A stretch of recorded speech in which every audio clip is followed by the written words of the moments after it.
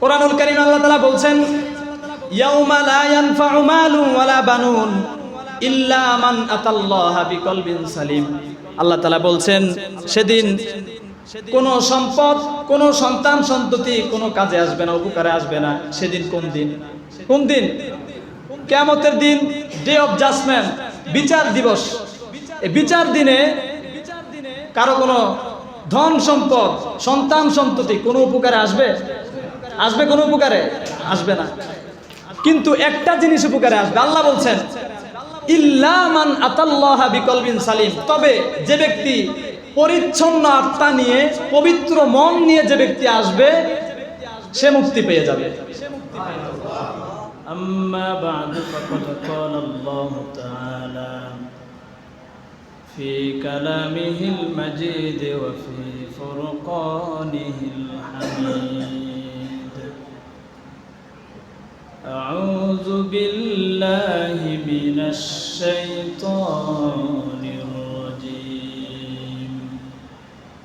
বিসমিল্লাহির রহমানির রহিম।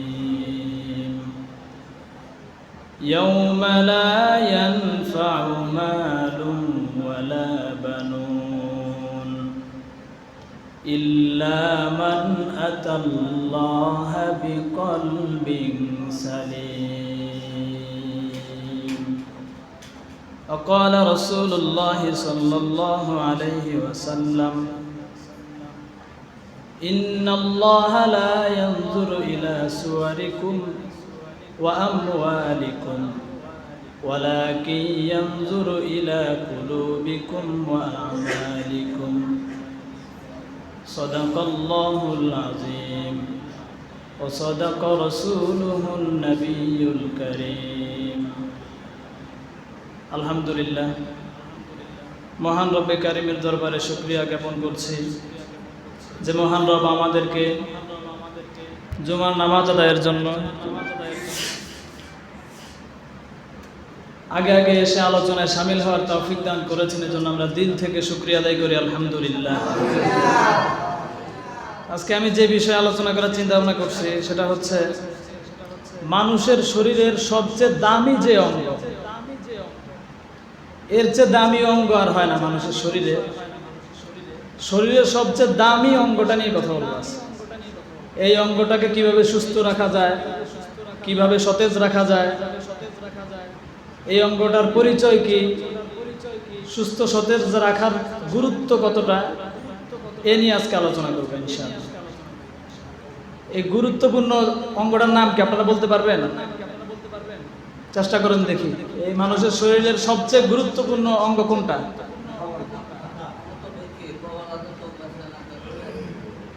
সবই গুরুত্বপূর্ণ। আল্লাহর যত নেয়ামত আছে সবই গুরুত্বপূর্ণ, কোনোটা ছাড়া কোনোটা কিন্তু মানে সুস্থভাবে থাকতে পারে না। হ্যাঁ, সবচেয়ে গুরুত্বপূর্ণ যে অঙ্গ সেটা হচ্ছে কলব। সেটার নাম কি? কলব। কলব ঠিক, সব ঠিক, ঠিক না? কোন মানুষের মন ঠিক, অন্তর ঠিক, ওর সব ঠিক। অন্তর ঠিক নেই, কিছু ঠিক নেই, ঠিক না? তো এই অন্তর বা কলব, এই নফস, মন যেটাই বলেন, তিন প্রকার। কয় প্রকার? আওয়াজ দিতে হবে। কয় প্রকার? মুখস্থ করে যেতে হবে। এটা ক্লাস মনে করবেন আপনারা, সাপ্তাহিক একটা ক্লাস, ওয়াজ মাহফিল মনে করেন না, ক্লাস মনে করবেন। তাহলে কিছু নিয়ে যেতে পারবেন, শিখতে পারবেন কিছু। তাহলে মানুষের মন, নফস, এটা কয় প্রকার? তিন প্রকার। এক নাম্বার নফসে আম্মারা। নফসে আম্মারা। নফসে আম্মারা কাকে বলে? নফসে আম্মারার পরিচয় হচ্ছে এই নফসটা, এই মনটা মানুষকে সব সময় খারাপের দিকে ধাবিত করে। কোন দিকে ধাবিত করে? যার নফসটা আম্মারা হয়ে যাবে, কুপ্ররোচক আত্মা হয়ে যাবে, তার এই নফস, তার এই মন তাকে সব সময় খারাপ কাজের আদেশ করবে। আকাম করো, কুকাম করো, জেনা করো, ব্যভিচার করো, অশ্লীলতা করো, সুদ খাও, ঘুষ খাও, দুই নম্বরই কাজ করো, মানুষকে ঠকাও, যত রকম খারাপ কাজ আছে তার এই নফসে আম্মারা তাকে খারাপ কাজের দিকে ধাবিত করবে। এবং সেই খারাপ কাজ করতে আনন্দ পাবে। ভালো কাজ করতে তার মন তো চাইবেই না, যদিও করে তাও ভালো কাজ করে সে আনন্দ পাবে না। এটাকে কি বলে? কি বলে এটাকে? নফসে আম্মারা। কোরআনুল কারীমের 12 নম্বর সূরা, সূরা ইউসুফের 53 নম্বর আয়াতের মধ্যে আল্লাহ বলছেন, একজন নবীর কথা আল্লাহ উল্লেখ করছেন, নবী ইউসুফ আলাইহিস সালামের, ইন্নান নাফসা লাআম্মারাতুম বিসসু, নিঃসন্দেহে নফসে আম্মারা এটা মানুষকে খারাপ কাজের, মন্দ কাজের নির্দেশ দেয়। এই নফসে আম্মারা মানুষকে কিসের নির্দেশ দেয়? খারাপ কাজের। এটা হচ্ছে 1 নাম্বার নফস। 2 নাম্বার যে আরেকটা নফস আছে মানুষের, কিছু মানুষের নফস আছে, সেটাকে বলে নফসে লাওয়ামা। নফসে লাওয়ামা, এই নফসটা কেমন? এই নফসের পরিচয় হচ্ছে, এই নফস যে ব্যক্তির মধ্যে থাকবে, এই নফসে লাওয়ামা যার থাকবে, সে ভালো কাজ করবে, তার নফস তাকে ভালো কাজ করতে বলবে, উৎসাহিত করবে, কিন্তু মাঝে মাঝে তার দ্বারা গুনাহের কাজও হয়ে যাবে। ভালো কাজ করার ফাঁকে ফাঁকে গুনাহের কাজও হয়ে যাবে। কিন্তু নফসে লাওয়ামার কাজ হচ্ছে গুনাহের কাজ হয়ে যাওয়ার পরে, লাওয়ামা শব্দের অর্থ হচ্ছে নিজেকে তিরস্কার করা। তুই এই কাজটা করতে পারলি, নিজের মনই নিজেকে তিরস্কার করে যে তুই এই খারাপ কাজটা করতে পারলি, অনুশোচনা বোধ জাগ্রত করে, নিজের মনই নিজেকে শাসন করে যে এই কাজটা কি লেগে করলাম আমি। এরকম অনেকের আছে না, হয় না? হয়। এটাকে বলে নফসে লাওয়ামা। এই নফসের প্রশংসা আল্লাহ তাআলা কোরআনে করেছেন। এটা ভালো, মোটামুটি ভালো, একেবারে ভালো না হলে মোটামুটি ভালো। কোরআনুল কারীমের 75 নম্বর সূরা, সূরা কিয়ামার শুরুতে আল্লাহ বলছেন, লা উকসিমু বিয়াউমিল কিয়ামা ওয়ালা উকসিমু বিন নাফসিল লাওয়ামা। আল্লাহ বলছেন, লা উকসিমু বিয়াউমিল কিয়ামা, আমি কিয়ামত দিবসের কসম করতেছি, ওয়ালা উকসিমু বিন নাফসিল লাওয়ামা, আমি নফসে লাওয়ামা যে আত্মা অনুশোচনা বোধ জাগ্রত করে, অনুশোচনাকারী আত্মার কসম করতেছি। এই আত্মার কসম আল্লাহ কোরআনে করেছেন। তার মানে এই আত্মাটা আল্লাহর কাছে মোটামুটি দামি আত্মা। এই আত্মাটা মানুষকে গুনাহের কাজ হয়ে গেলে ভুলে অনুশোচনা বোধ জাগ্রত করে। এটা হচ্ছে 2 নাম্বার। 3 নাম্বার আরেকটা আত্মা আছে, সেটাকে বলে নফসে মুতমাইন্না। কি নাম? নফসে মুতমাইন্না। নফসে মুতমাইন্না কাকে বলে? পরিচয় হচ্ছে, এই নফসটা এমন যে ব্যক্তি ভালো কাজ করতে করতে, আল্লাহর ইবাদতের, আল্লাহর সন্তুষ্টি অর্জনের চেষ্টা করতে করতে, গুনাহ থেকে বেঁচে থাকতে থাকতে তার এমন পর্যায়ে হয়ে গেছে যে আল্লাহর ইবাদত সে যত করে ততই ভালো লাগে, নামাজ যত পড়ে ততই ভালো লাগে, আল্লাহর ইবাদতে যত সময় দিবে তার কাছে ততই ভালো লাগবে। আল্লাহর ইবাদত করে এই আত্মাটা প্রশান্ত হয়, শান্তি পায়। এটাকে বলে নফসে মুতমাইন্না। কি বলে? নফসে মুতমাইন্না। এবং গুনাহের কাজ করলে, গুনাহের কাজ হয়ে গেলে এই আত্মাটা প্রশান্ত হয় না, আত্মার কাছে ভালো লাগে না, গুনাহের কাজ দেখলে তার কাছে ভালো লাগে না। এই আত্মাকে কি বলে? নফসে মুতমাইন্না। কোরআনুল কারীমের 89 নম্বর সূরা, সূরাতুল ফজরের শেষের দিকে আল্লাহ বলছেন, ইয়া আইয়াতুহান নাফসুল মুতমাইন্না ইরজিই ইলা রাব্বিকি রাদিয়াতাম মারদিয়া ফাদখুলি ফি ইবাদি ওয়াদখুলি জান্নাতি। নেককার বান্দাদেরকে বলা হবে, ইয়া আইয়াতুহান নাফসুল মুতমাইন্না, হে প্রশান্ত আত্মা, হে প্রশান্ত আত্মার অধিকারী, ইরজিই ইলা রাব্বিকি রাদিয়াতাম মারদিয়া, তুমি তোমার রবের নিকট ফিরে আসো প্রশান্ত চিত্তে, সন্তোষজনকভাবে এবং সন্তোষভাজন হয়ে তুমি তোমার রবের নিকট ফিরে আসো। ফাদখুলি ফি ইবাদি, আমার নেককার বান্দাদের অন্তর্ভুক্ত হয়ে যাও, নেককার বান্দাদের দলে চলে যাও। ওয়াদখুলি জান্নাতি, এরপর আমার জান্নাতে প্রবেশ করো। এই প্রশান্ত আত্মা যাদের থাকবে তাদেরকে কথা বলা হবে। তাহলে নফস, মন, আত্মা কয় প্রকার? নফসে আম্মারা, এটা মানুষকে খারাপ কাজের দিকে ধাবিত করে, ভালো কাজের দিকে ধাবিত করে না। নফসে লাওয়ামা, মানুষকে ভালো কাজও করায়, মাঝে মাঝে ভুল ত্রুটি হয়ে গেলে অনুশোচনা বোধ জাগ্রত করে, নিজেকে নিজে শাসন করে। 3 নাম্বার নফসে মুতমাইন্না, এটা শুধু ভালো কাজই করে, খারাপ কাজ হয় না তার দ্বারা, খুব কম। এই 3 প্রকার নফস। শরীরের সবচেয়ে দামি অঙ্গ এই নফস বা মন, কলব, হৃৎপিণ্ড, যেটাই বলেন, সবচেয়ে দামি অঙ্গ। লোকমান হাকিমের নাম আপনারা শুনছেন না? লোকমান হাকিম শুনছেন না নামটা? কথা বলেন না, কথা বললে তো আমি বুঝি আমার কথা বোঝেন আপনারা। লোকমান হাকিম, তিনি কোনো নবী ছিলেন না, রসুলও ছিলেন না, কিন্তু আল্লাহ তাআলা তাকে প্রজ্ঞা দান করেছিলেন, জ্ঞান দান করেছিলেন। তিনি এত জ্ঞানী ছিলেন, তার উপদেশ শোনার জন্য দূর দূরান্ত থেকে মানুষ তার কাছে এসে জমা হতো। তার উপদেশগুলো এতটা জ্ঞান গর্ভ উপদেশ, আল্লাহ তাআলা কোরআনুল কারীমে তার নামে একটা সূরা নাযিল করেছেন। তার সন্তানকে সে কিছু উপদেশ দিয়েছিল, তার সন্তানকে যে উপদেশগুলো তিনি দিয়েছিলেন, এই উপদেশগুলো আল্লাহর কাছে এতই ভালো লাগছে, আল্লাহ তাআলা কোরআনে তার সেই উপদেশগুলো উল্লেখ করে দিয়েছেন। সে লোকমান হাকিম খুব বড় লোক ছিলেন না, অনেক মর্যাদার অধিকারী ছিলেন না, দরিদ্র ছিলেন। অনেক অধিকাংশ বর্ণনায় পাওয়া যায় তিনি একজন মালিকের বকরি চড়াতেন, ছাগল চড়াতেন।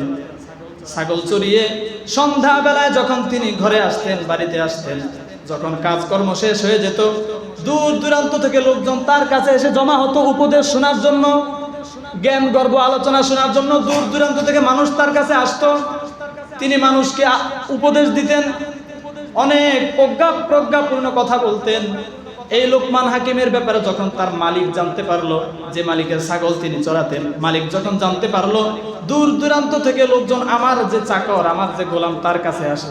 আমি মালিক, আমার কাছে লোকজন আসে না উপদেশ নিতে, আমার যে চাকর তার কাছে আসে।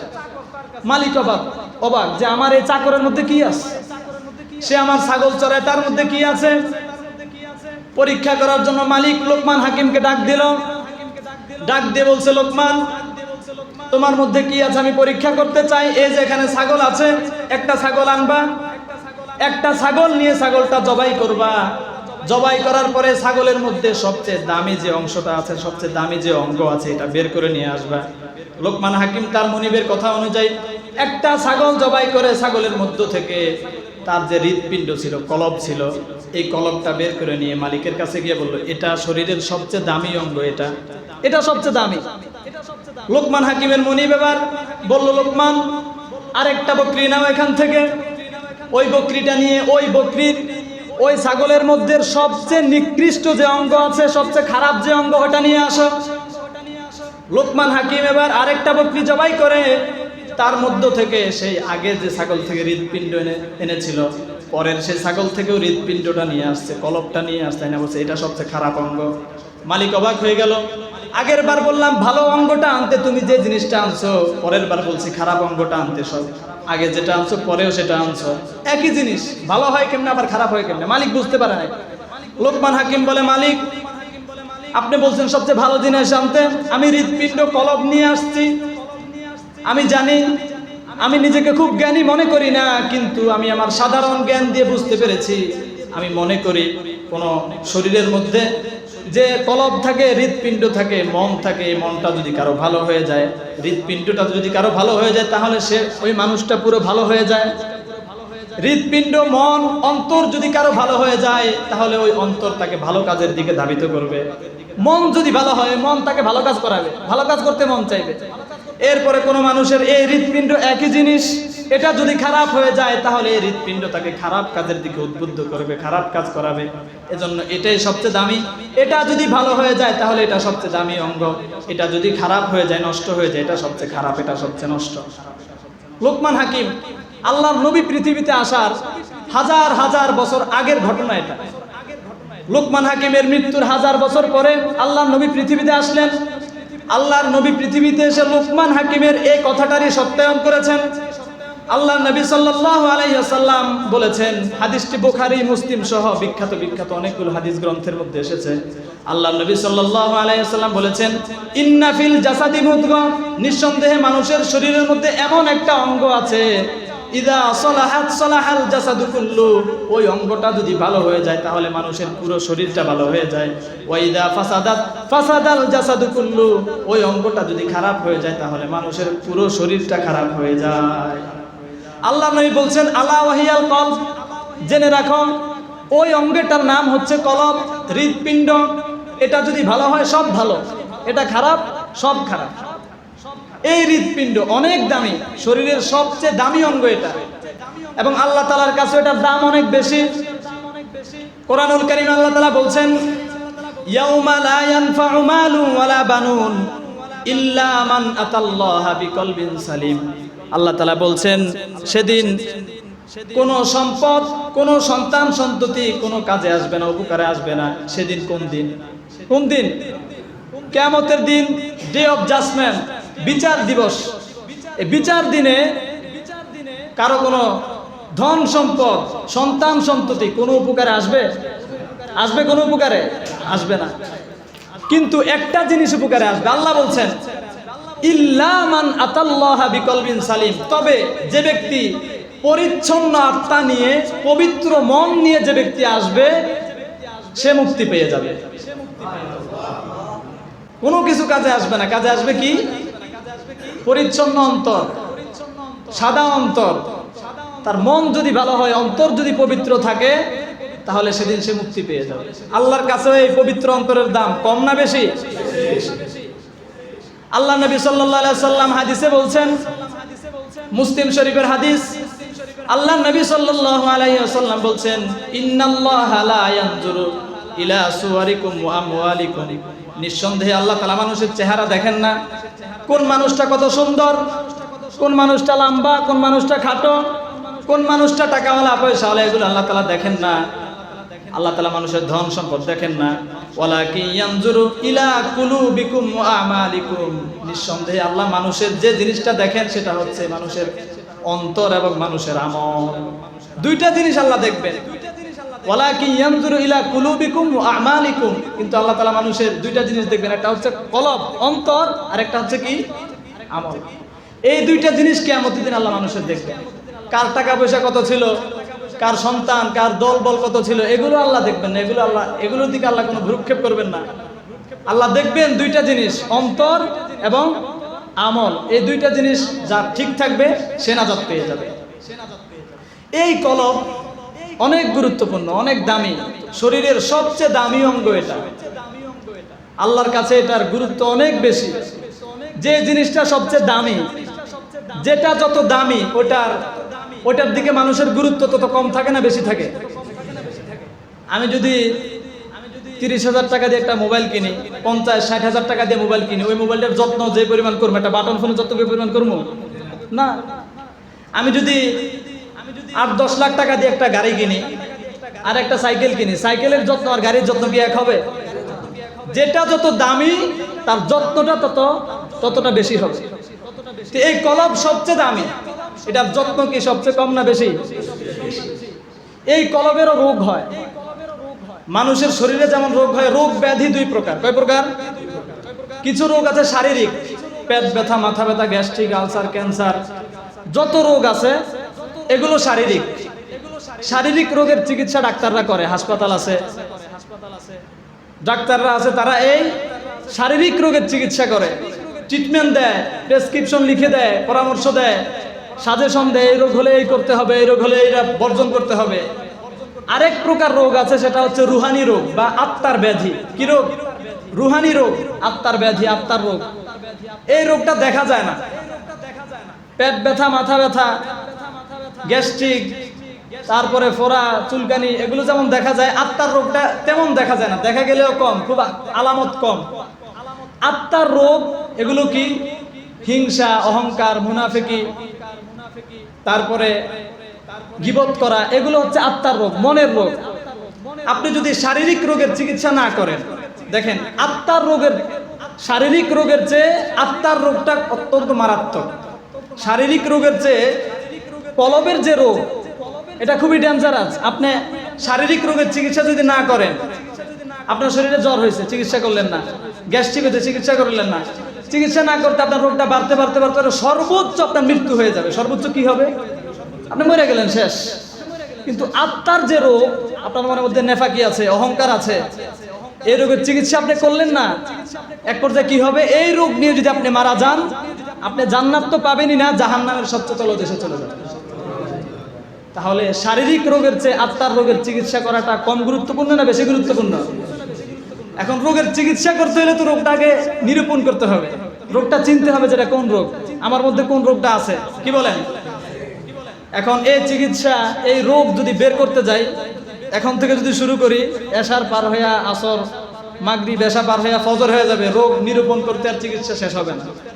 এজন্য চিন্তা ভাবনা করছি এই সপ্তাহ শুধু অন্তরের পরিচয় দিলাম, এটা পরিচ্ছন্ন রাখার গুরুত্ব বললাম। আগামী জুমা থেকে আমরা ধারাবাহিকভাবে অন্তরের রোগগুলো কি কি রোগ অন্তরের মধ্যে বাসা বাঁধতে পারে এবং এই রোগের চিকিৎসা কি, কোরআন হাদিস থেকে, আমরা নিজ থেকে না, কোরআন হাদিসের চোখ দিয়ে আমরা রোগ নিরূপণ করব, কোরআন হাদিস থেকে আমরা প্রেসক্রিপশন নিব ইনশাআল্লাহ। তো আগামী জুমা থেকে আপনি একটু আগে আসবেন। এক এক জুমায় কম হলেও 2-1টা করে রোগ আমরা, আমাদের কলবে যে রোগ হতে পারে এটার চিকিৎসা কিন্তু অনেক গুরুত্বপূর্ণ, শারীরিক রোগের চেয়ে এটার চিকিৎসা গুরুত্বপূর্ণ। তাইলে আগামী জুমা থেকে আমরা আগে আসবো, একটা করে রোগ বের করব এবং ওই রোগের কোরআন হাদিসে যে চিকিৎসা দেওয়া আছে এই চিকিৎসাগুলো আমরা নিব, আমাদের অন্তরটাকে আমরা পবিত্র করবো ইনশাআল্লাহ। নিয়ত করতে পারি ইনশাআল্লাহ। আল্লাহ তাআলা তৌফিক দান করেন।